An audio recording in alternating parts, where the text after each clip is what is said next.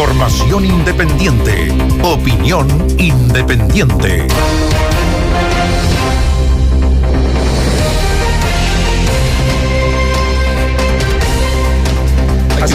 Hace algunas semanas, Nivaldo, hablábamos acá sobre, y recordábamos, porque para algunos puede ser parte ya de la historia casi arqueológica, sobre todo después del 2019, que muchos jóvenes se metieron en política y empezaron a reflexionar en torno a ello.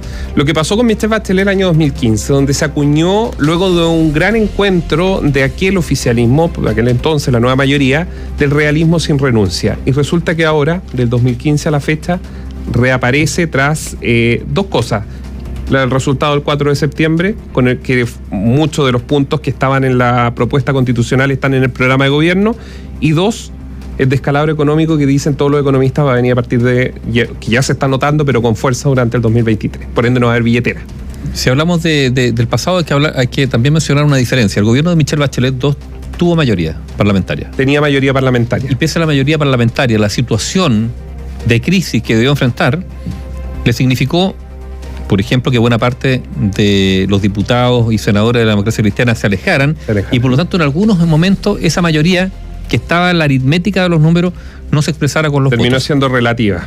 Ahora, la diferencia es que este gobierno ingresó al poder.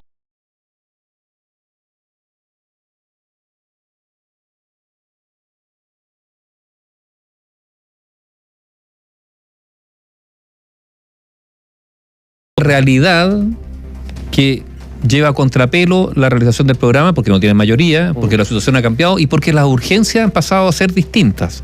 Estoy hablando de las urgencias que la ciudadanía plantea, en este caso sus gobernantes, que es seguridad, situación económica, y donde incluso el tema constitucional no es que no siga siendo importante, es muy importante, pero no pasa a estar entre las prioridades de la urgencia cotidiana de los ciudadanos. Claro.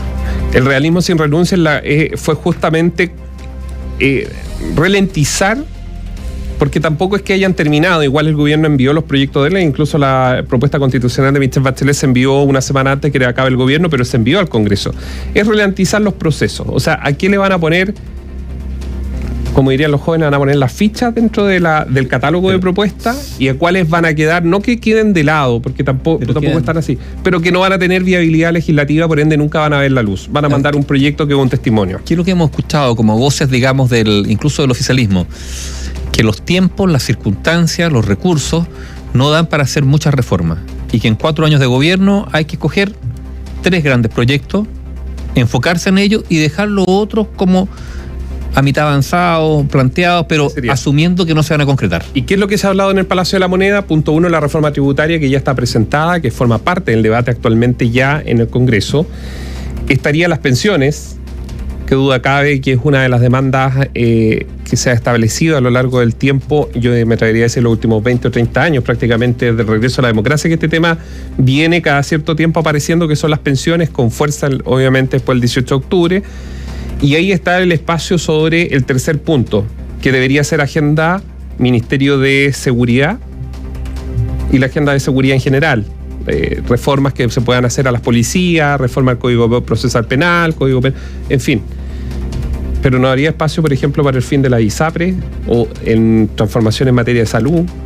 No habría espacio en otros escenarios como para el aborto, porque entramparía justamente el debate político, legislativo, sin una mayoría. Ahora, muchas veces los gobiernos plantean ciertas temáticas sabiendo que van a ser aprobadas, pero las dejan instaladas como banderas, ¿no es cierto? Que también es importante. Y esto no es una política testimonial, sino que es algo que se deja ahí, en lo cual se pretende persistir más adelante cuando hayan condiciones que cambian. Ahora, también hay que decir que hubiese sido el gobierno que sea, la crisis económica, ojo, crisis económica por factores externos, pero también internos, los retiros, o sea, como dijo... No solo los retiros, sino también la inyección de recursos de parte del Estado a través de los créditos FOGAPE. ¿Cuál fue el economista que dijo que ahora estamos pagando la gran fiesta? Lo dijo la semana pasada, lo dijo, tengo en la punta de la lengua. Yo también. Un ex central, Vittorio Corvo. Vittorio Corvo dijo... Bueno, ahora estamos pagando, digamos, la gran fiesta. Dijo, la gran fiesta. No hubo otra fiesta similar en toda la región, y algunos dicen en el mundo. O sea, no hubo país que destinara tantos recursos por ayudas directas del Estado, a las cuales se suman los retiros de los fondos previsionales, que per cápita dispusieran o pusieran sobre la mesa o en la calle Tanta tanto liquidez. dinero, tanta liquidez. Y eso se está pagando ahora. Y lo tendría que haber pagado cualquier gobierno. Seamos sinceros. La guerra en Ucrania que persiste, está dificultando los mercados. El petróleo que va a seguir subiendo. Independientemente de otras cosas que tienen que ver en este caso con esta administración, algunas reticencias respecto a los pactos internacionales, comerciales, ¿no es cierto? Ahí está lo del TPP-11, etcétera, etcétera. Pero la situación es cuesta arriba, a pesar de que algunos dicen, yo no sé si eso se va a cumplir, de que la inflación ya está remitiendo y por lo tanto el próximo año sería efectivamente debajo o de decrecimiento, y eso podría, y esto es lo que más preocupa al gobierno, podría afectar al empleo. Y nos podríamos encontrar con cifras de desempleo mayores que las actuales y sobre todo con un aumento significativo de la informalidad. Que a veces la informalidad se instala y después es muy difícil, digamos, de volver a los niveles anteriores de formalidad en el caso del empleo. Yo creo que para que todos tengamos claridad respecto al escenario, es básicamente el gobierno lo que está trabajando no es para salvar el 2023, porque ya se perdió. Está trabajando en la política pública para ver qué se hace para que el 2024 no sea igual o peor que el 2023. Eso para que usted se haga una idea. El 2023, de verdad, ya está, la suerte ya está echada, digámoslo así. En cuanto a permiso de construcción, al problema de las empresas, las líneas que podrían haber aumentado de producción en las mismas empresas, eso ya no está dentro de las proyecciones de los directorios para el año 2023. O sea, ya los componentes y el relato está de cómo va a ser económicamente el próximo año. Oye, y hay otra cosa que ha sido tema de debate en las redes, ¿no es cierto?, que tiene que ver con el retiro de las utilidades por parte de grandes empresas, ¿no es cierto? Está hablando de unos cuantos miles de millones de dólares en un lapso largo. Ahora, ¿por qué es esto? Por un tema de confianza. No es que esas empresas, digamos, quieran llevarse, o sea, normalmente, en tiempos normales, esas empresas probablemente no habrían realizado esos retiros, sino que esa plata la habrían reinvertido en sus propias empresas en el país. ¿Por qué no han hecho eso? Han preferido retirar las utilidades legítimas, llevarlas para afuera o en inversiones o simplemente depositarlas afuera esperando mejores momentos para invertir. ¿Por qué? Por una falta de confianza, también hay que decirlo. O sea, y esto, a ver, los mercados se mueven y las inversiones se mueven cuando hay confianza.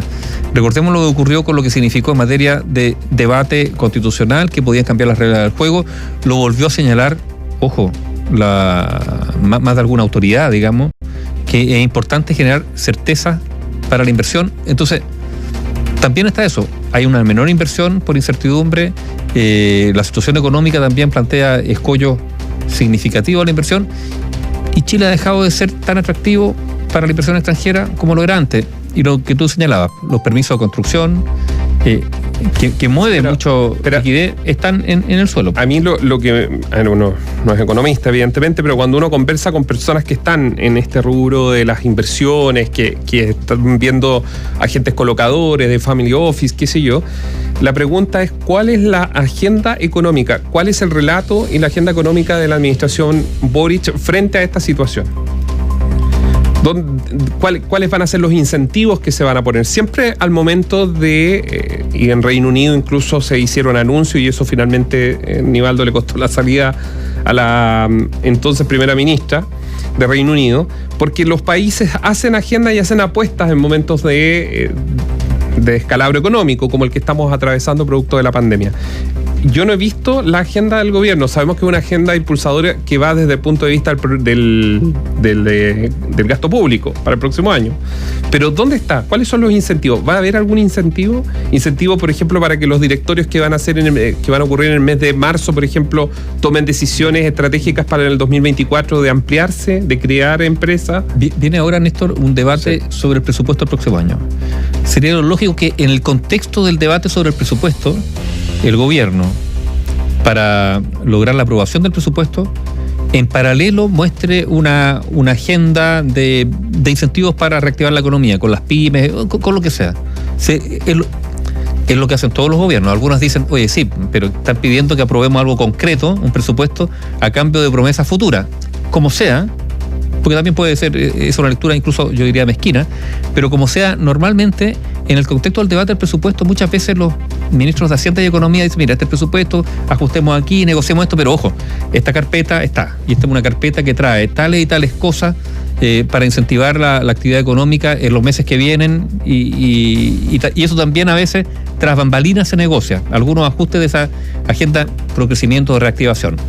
Me imagino que tanto el Ministerio de Economía como el de Hacienda tendrán algo preparado que en el debate presupuestario será mostrado como no diré como una moneda de cambio, porque eso es injusto, pero como pero Aníbaldo, yo lo que voy mecanismo, digamos, es para debatir. Cada una de las crisis económicas que hemos enfrentado en los últimos 20 años, tú ya estabas trabajando, eras bastante grandecito, yo todavía estaba en el colegio, Aníbaldo, cuando fue la crisis asiática, pero me acuerdo, en octavo básico nos hablaban de la crisis asiática. ¿Y qué era lo que hacía el presidente Frey con el presidente Lagos, que en ese momento era su ministro de Obras Públicas? Bueno, las licitaciones, pues. Había licitaciones que se iban entregando, más allá de que hoy día podamos pero era un mecanismo de inyección. Un mecanismo de captura de inversión privada gestionada por el Estado a través de la designación de, en este caso, concesiones, para reactivar, claro.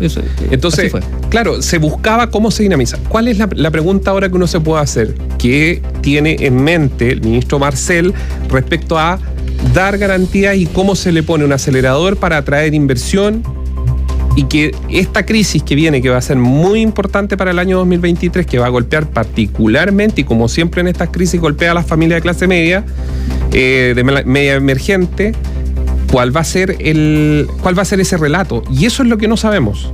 Porque una cosa es el presupuesto de la nación, que tiene un fuerte incentivo, evidentemente, en la inversión. Pero, ¿dónde? ¿Qué más? ¿Cuál es la agenda? Y lo otro, que hay que darse cuenta que la economía es dinámica. Es muy dinámica a nivel mundial. Y que por lo tanto las oportunidades se pueden perder si es que no se actúa rápido. Te pongo el ejemplo del litio. Por ejemplo. Se está hablando de instalar o constituir una empresa estatal del litio, una suerte de Codelco. Bueno, estamos en esa discusión y mientras tanto otros países avanzan con el tema del litio. Ha habido mucha reticencia que ingresen privados. Bueno, yo no estoy diciendo que ingresen los privados, pero si ellos tienen mayor capacidad de hacerlo rápido, bueno, el Estado pondrá condiciones, incluso con el litio podría hablarse de un eventual royalty, lo que sea, pero mientras tanto están pasando otras cosas. Australia ha invertido fuertemente en el litio, Bolivia. ¿Y sabes lo último? A ver. Francia. Hoy día en Francia se hizo un anuncio del proyecto Emily, que fue anunciado hoy día por un grupo francés de minerales industriales, Imerys, y que habla que después de 18 meses de estudio se confirmó el interés económico de una mina que está en el centro del país, en Beauvoir. Y por lo tanto, en Francia van a empezar a explotar un yacimiento de litio. O sea, competencia hay. Y se nos están adelantando. O sea, por eso digo que también a veces no solo es necesario reflexionar y pensar las cosas, sino también actuar, porque si no, las oportunidades pasan. Como ha sido siempre en el caso de Chile en su historia. O sea, más o menos, digamos. Yo creo que Chile le ha apuntado algunas cosas y ha podido hacerlo con sus medios. A ver, en la era industrial. No, pero Néstor, no dejemos de lado, por ejemplo, varias cosas. Uno, Codelco sigue siendo importante y gravitante, absolutamente. Pero podría ser mucho mejor porque de hecho las empresas privadas tienen mayor rentabilidad que Codelco. Pero también son yacimientos. A nivel de sindicato. Pero también son yacimientos viejos con la ley que ha ido cayendo. La industria agrícola, frutícola en Chile, o sea, es realmente de punta. O sea, de verdad. Pero con pocas hectáreas podría ser aún más. Es que tampoco hay mucho más, porque también hay cultivos tradicionales que hay que mantener. O sea, hay algo que se puede hacer, que se ha hecho, no hay que mirar solo, digámoslo. Pero claro, pero se requiere actuar con flexibilidad y rápido. Yo insisto, por ejemplo, en lo que está ocurriendo, Néstor, y que ese es un dato. La cantidad de proyectos que han sido parados por estudios, no estoy diciendo que sean malos, no, que se han atrasado simplemente. O sea, hay una lentitud de la burocracia, que es lo que ha señalado la empresa constructora, que a veces demora el asunto y mientras tanto hay capitales que quedan detenidos. Sí. Y que por lo tanto hay que esperar y mientras tanto esa plata no está trabajando ni generando trabajo. Y probablemente hoy día lo que se requieren son estados que sean muy, muy certeros en la fiscalización, en virtud de las regulaciones que ya se han implementado, pero que sea eficiente para que esto fluya dentro de los parámetros establecidos políticamente, en términos de cuáles van a ser los límites, en este caso, determinados emprendimientos, pero que esos emprendimientos no se demoren en su ejecución porque si no son oportunidades perdidas. Análisis sin compromiso.